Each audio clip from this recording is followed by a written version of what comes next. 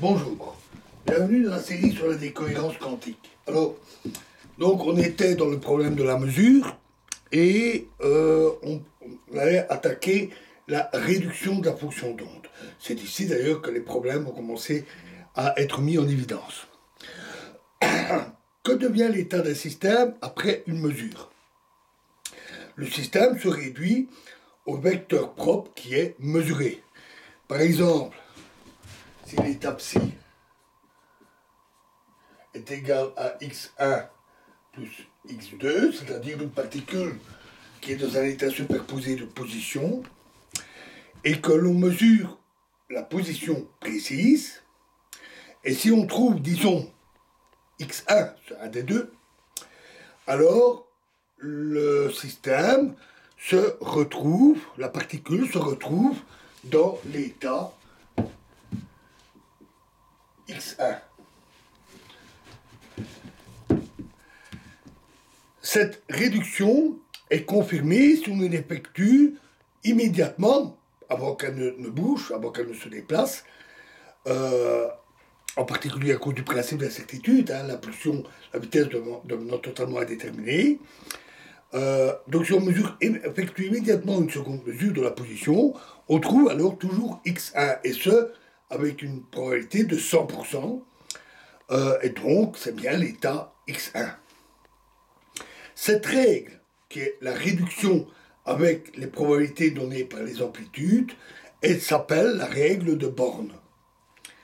C'est un nom propre, BORN. Cette situation soulève immédiatement un problème. Il suffit pour cela de regarder l'équation de Schrödinger. Alors, en l'écrivant avec des états plutôt qu'avec la fonction d'onde, on a I h bar d sur dt psi est égal à h psi. Nous avions vu ça dans les bases de la mécanique quantique. Et h est l'opérateur hamiltonien. Par exemple, une combinaison de l'opérateur impulsion et du potentiel. Cette relation est linéaire.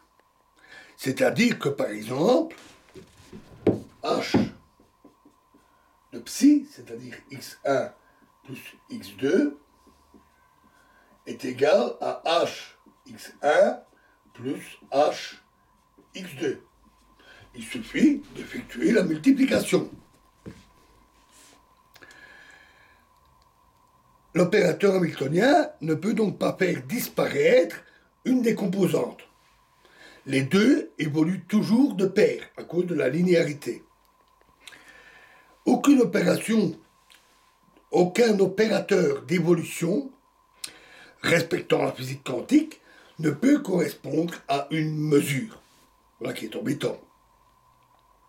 En fait, ce mécanisme de réduction est fortement non linéaire, puisque on a deux composantes et il y en a carrément une entière qui disparaît, il n'en reste plus qu'une.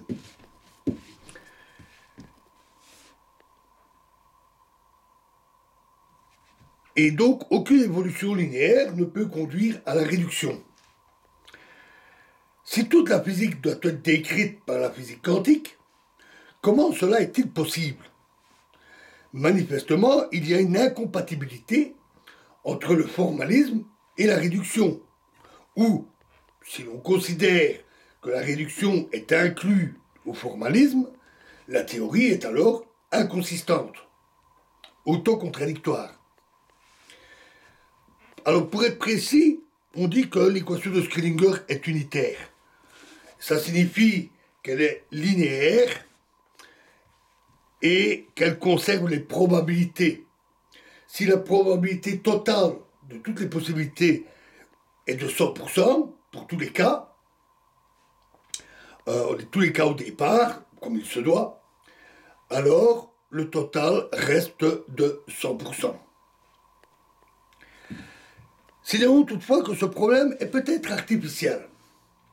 Parce que, alors, premièrement, l'interprétation instrumentale donne un statut spécial et classique aux appareils de mesure. Une description totalement quantique pourrait faire disparaître ce problème. bien qu'alors la situation serait encore plus compliquée, parce qu'il resterait à faire aussi le lien avec le monde classique, qui est celui que nous percevons, c'est-à-dire que nous mesurons avec nos sens. Ce statut particulier de la mesure est clairement visible dans la présentation que nous avons faite du formalisme dans les bases de la mécanique quantique. On dit tout d'abord qu'une description de l'évolution linéaire, l'équation de Schrödinger, de l'état du système s'applique lorsqu'il est non observé, c'est-à-dire lorsqu'il évolue librement, sans interagir avec le reste de l'univers, disons. La règle de combinaison des amplitudes, lorsque plusieurs possibilités existent, est alors l'addition des amplitudes. Ensuite, une description de l'évolution, c'est-à-dire la réduction, l'évolution de l'état du système lorsqu'il est mesuré, est donnée avec les règles probabilistes qu'on a vues, et la règle de combinaison des amplitudes, lorsque plusieurs possibilités existent et qu'elles sont discernables, mesurées, observées, au moins en principe, c'est alors l'addition des probabilités et non des amplitudes. Et les deux sont incompatibles, soit l'un, soit l'autre. On dit aussi que les deux approches sont complémentaires. Et elles font référence à des situations différentes. Et nous verrons la suite de tout cela dans la prochaine vidéo. Je vous remercie.